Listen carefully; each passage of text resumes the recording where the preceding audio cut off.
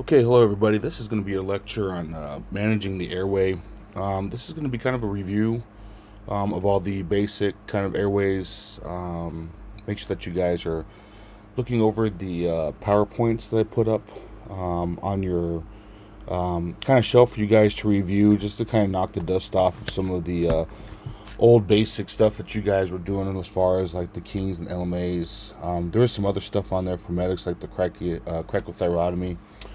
And some intubation stuff for you guys to look over as well. I also have a couple videos for you guys. Just again, it's all review, and then this is going to be a review of managing the airway, and then we're going to start talking about and getting into difficult airways as well. So just a review. There's numerous sizes of oxygen tanks. I'm not going to spend any time on this. You guys can look over that. As far as the more common types of the oxygen tanks. And then we got some pictures for the oxygen tanks that you guys can see based on how much like height and diameter and stuff. You guys don't need to know that. That's all just complete review stuff, okay? When we're talking about the NPA and OPA, remember that when you guys are measuring the NPA, we're measuring from the tip of the nose to the tragus of the ear, okay, which is your earlobe. For the OPA, we want to make sure that that patient does not have a gag reflex, right? And we want to make sure that we're measuring from the mouth to the jawline, to the corner of the jaw. Whenever we're talking about airway management with respiratory distress and failure, we're going to talk about the need for most of these, the difference between distressed and failed. We're also going to talk about crash airways, which really is the airways where you guys actually play in. Most of the time in EMS, we're playing with a crash airway, specifically with like our patients that have coded and whatnot. We're going to talk about intubation. We're going to spend a little bit of time on RSI, not too much because you guys are having another lecture on RSI this semester. I'm really going to stress backup airways with you guys, and of course we'll talk a little bit about the cricothyrotomy. All right, so what is the difference between respiratory distress and respiratory failure? And I'm going to make this really easy, okay? When it comes to respiratory distress, if you guys have somebody that may be, as soon as you guys walk in, you can see that they're tachypnic, they're pale, they're a little sweaty, right? They're really having a hard time catching their breath. They might be speaking in 1 or 2 word sentences because they have to breathe in between. You might see cyanosis, whatever it is, based on what you guys do as far as treatment. If you start them on a non-rebreather or maybe go straight to a BVM, or possibly maybe even just try to coach their breathing down. If it works and their vital signs improve, that patient was just in distress, okay? When we start talking about failure, there are some kinds of signs and symptoms that we're going to put on your radar where we really want you kind of moving respiratory failure a little bit up in the Rolodex, right? But when it comes to failure, really the definition of respiratory failure is that no matter what you are doing for your patient, it is not working, and they keep declining and declining and declining, okay?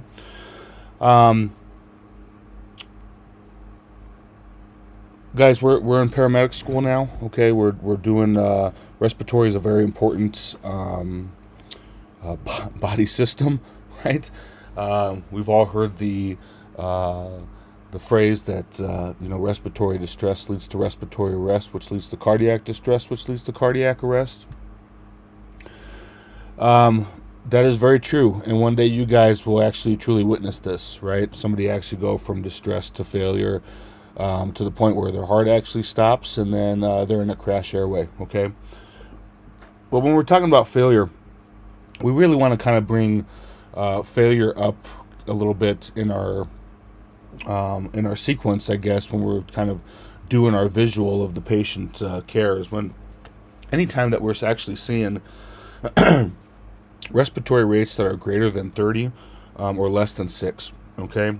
Anytime that we're not able to keep that oxygen saturation above 90%, no matter what device we're using, right? If we go from a nasal cannula and then we go to the non-rebreather, right, we still can't get those stats up. Maybe your patient's still responsive, maybe they're not, but we decide to try to bag them with their own spontaneous respirations or without, right? We try to whip out the BVM. If that doesn't improve, if those sats are dropping, guys, you are going into a failure. It's really kind of a sign that you guys really need to start thinking about, hey, look, I got to whip out my airway stuff. This patient could crash very quickly on me. Whenever they're huffing and puffing like that and they're getting tachypnic, they're getting tired of breathing, right? Anytime we're seeing like accessory muscle use or possibly even like belly breathing or something like that, that patient's getting tired of breathing. When they run out of energy, they're going to crash on you, okay? So that's the time when you guys need to start thinking about maybe I should whip out my intubation stuff, maybe my backup airways, and really kind of start preparing for the worst at that point. Anytime your end tidal is less than 30 or greater than 45, whenever we're seeing multiple accessory muscle uses, okay, specifically like our COPDers, when they're tripoding and you can see all their cervical plexus muscles and whatnot, and you can see their sunken in intercostals, right? They're getting tired of breathing. That's a lot of work. That's a lot of activity. That's a great workout for them, right? And specifically with our COPDers, they can't last that long like that. They're gonna crash on you. Inability to lie supine. I think that's just kind of more for you guys, right? On how you're actually going to attempt to position this patient if they do have some kind of like kyphosis or something like that, which is that curvature of the spine where it looks like those little old men and women who walk around that looks like they're bent over halfway, right? If they have some kind of orthopedic device, maybe they just had spinal surgery or something like that, we're not going to be able to lay them seat spine. That's just kind of a red flag for you that you guys should be thinking, man, if this patient does crash, right, if we do go into that failed airway and we're not able to control the distressed airway, how am I going to position this patient? You guys might need to start thinking about maybe even doing a nasal intubation instead of a true endotracheal intubation on those patients. Tachycardia with a rate greater than 140, any kind of mental status changes, okay? Specifically, and I really do mean any, but I think the big ones is when somebody's actually starting to become irritable or upset, right, or agitated, right? They're kind of entering that hypoxic rage kind of territory where their brain's not really getting the oxygen that it needs, and it's really starting to get pissed off. They're not thinking straight and whatnot. They could also become violent with you guys. Anytime that you guys have a problem with a patient where we cannot control airway due to the fact that they might be vomiting or copious amounts of secretions, where we have to sit there and suction, right? I've been on calls as a medic where I've never left A. I've never gone on to B or C because of just copious amounts of secretions or some kind of emesis or blood in the airway that we can't control, and all we're doing is suction all the way to the hospital. And then the cyanosis in the nose beds and lips. Those are all kinds of signs that you guys should be thinking about when we're talking about respiratory distress versus failure. All right, some difficult airways. Obviously, that's what we would call definitely good and bad, right? On this slide, you can see in the upper left there, that's a beautiful airway. The kind of get worse from there, right? Most of the time, to be honest with you guys are going to be living in that upper right or maybe pretty much the upper right area, right?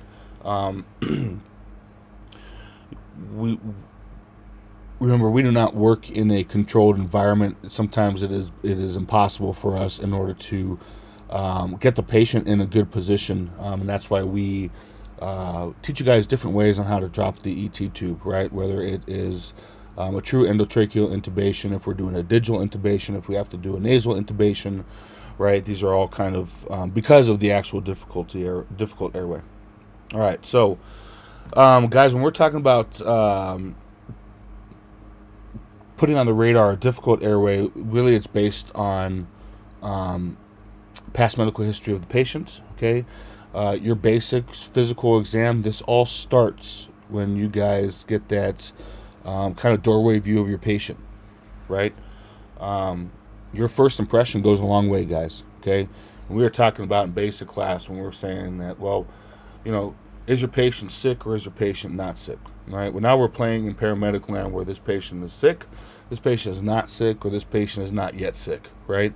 And when we're talking about the difference between a difficult or respiratory distress versus respiratory failure involving a difficult airway, it's important to keep that first impression in mind of what you guys have saw when you first got on scene of your patient. We're going to talk about Dr. Binion's lemon law. Okay, we're going to talk about Mallampati classification and different types of pathologies. When we're talking about medical history, a big one is the rheumatoid arthritis. Those patients can have the stiffening of the joints, which really kind of makes it hard to intubate them if we really had to go down that route, just based on the fact that their jaw can kind of stiffen up. They already have poor neck mobility. Sometimes these people are hard to lay flat. They want to be in that position of comfort, so on and so forth. When we're talking about the ankylosing spondylitis, that's basically the fusion of the spine. That can happen anywhere in the spine. It can happen in CT or L, right? I think it's more prominent in lumbar, but I have to look that up for you guys. Again, this just has to deal with our mobility, right? Of our positioning of the patient. We might not be able to lay these patients flat, right? They could have also kyphosis, right? That real wicked curvature of their upper spine. That's a problem, right? First of all, it's going to be very hard to intubate those folks, and it's going to be very hard to actually open up the airway and get yourself a straight airway in the first place because their spine is so contorted. Anytime like a cervical fixation device is on, such as a C-collar, you guys have practiced intubations on mannequins, and I will say I feel personally that intubating a real human is much, I don't want to use the word easier, right? But it flows a little better, I guess, is the best way to put it. I really don't know what the word to use for that. However, things change when it comes to C-collar, right? When you have that C-collar on, that thing is designed to decrease the mobility of the neck. So the C-collar itself can really put a hinder on your ability to actually get a good, clean air look at the airway, because you can't lift the jaw up that too much, okay? Anybody with that the Klippel-Feil, I forget how to pronounce it, I'm sorry guys, the Klippel-Feil syndrome. It's where that short neck, and so they have the short neck because they actually could have a reduction of the cervical vertebrae. They could have been born with it, or it could have been fused together, right? You guys can Google that and look that up. There's some good pictures on the internet for you guys. Any thyroid or major neck surgeries, and the Pierre-Robin syndrome is that really small jaw and possibly like a cleft palate, no gag reflex, and their tongue is actually more posterior in their oral pharynx than the quote-unquote normal person, right? And I believe with their tongues, are actually, I could be completely wrong on this, again, something else I'll look up for you guys, but I believe their tongues are actually slightly bigger than the normal person's as well. But again, I could be completely wrong on that. I'll have to go back and actually find that out for you guys. Acromegalia, or acromegaly, it's that thickening of the jaw. It's that really big kind of jaw.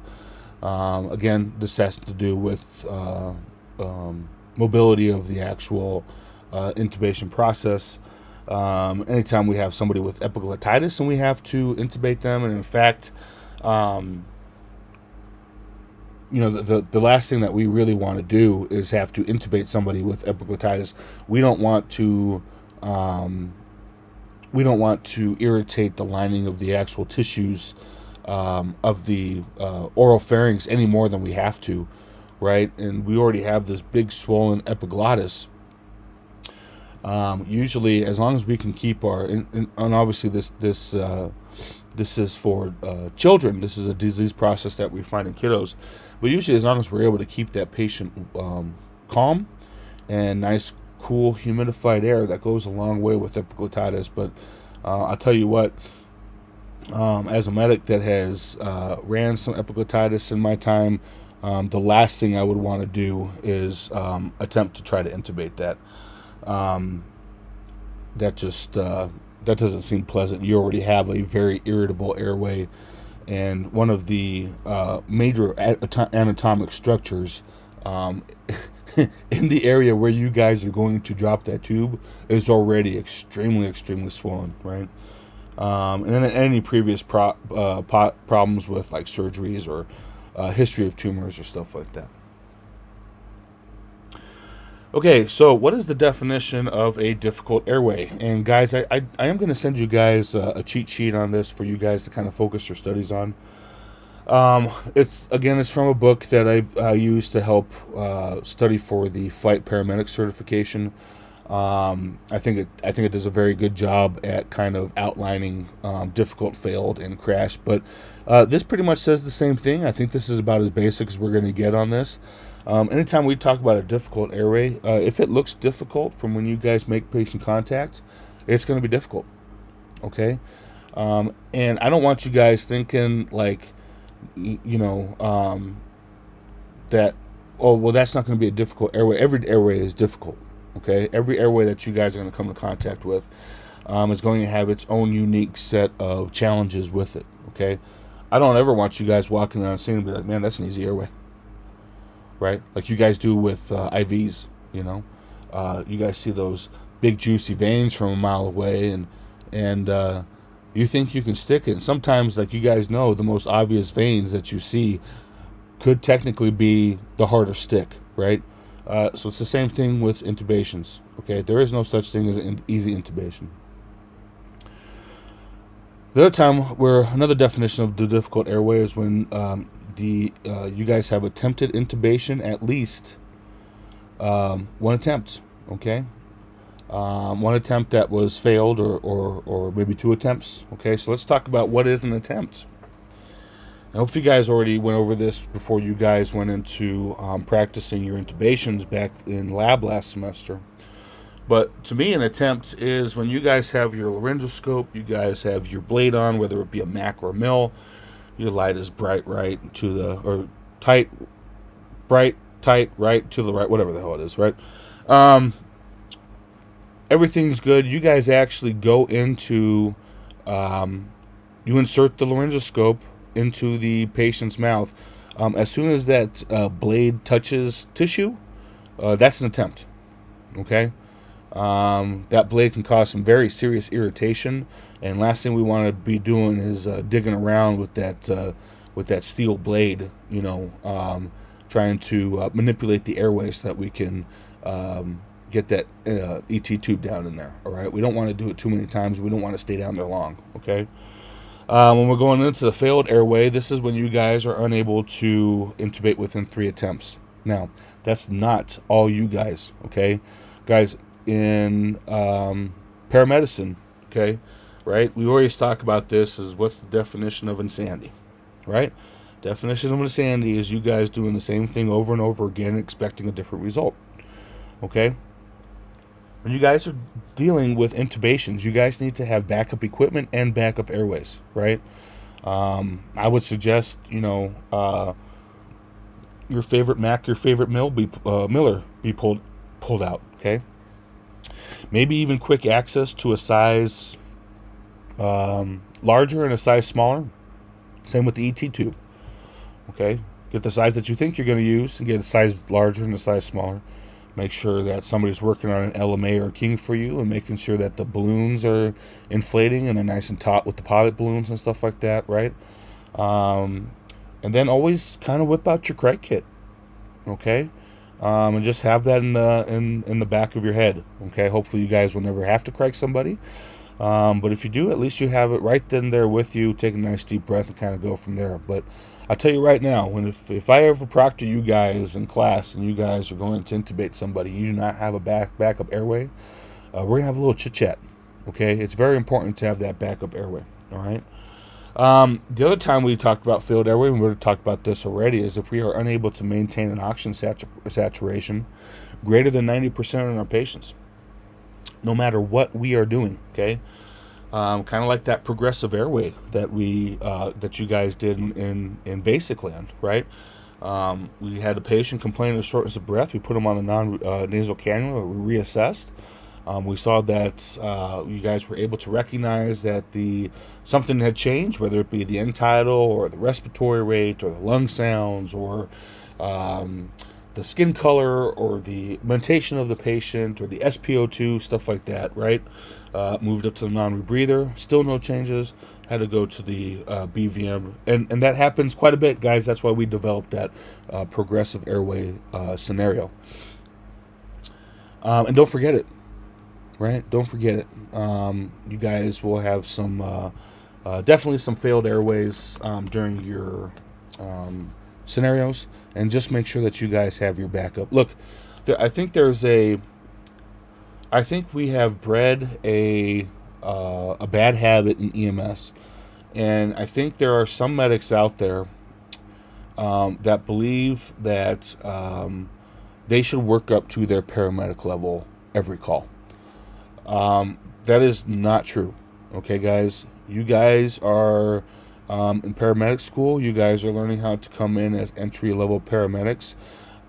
You guys, you guys pass this course, and you guys feel like you have something to prove. You don't. Okay? You do not have something to prove. Okay? You guys are basics first. All right? If you guys can control every aspect of that patient at the BLS level, then that is exactly what you do. Okay? You whip out your intermediate or paramedic if you have to. Okay? But you guys are always basics first. All right? And then there's another saying that I like to tell you guys is, remember, just because you can do it doesn't mean you should. Right? And specifically when we're going to be kind of going into the RSI stuff, right? Just because you can or you have the ability to RSI somebody doesn't mean you technically should RSI somebody, okay? So always be advocates for your patient. Always make sure that you have the patient's best interest in mind. And please know that you guys have nothing to prove, okay? Especially once you guys have passed this class and started working out there, you guys have nothing at all to prove, okay? It's all about patient care. Crash airways. This is really, in my opinion, where EMS lives, is in the crash airway realm, okay?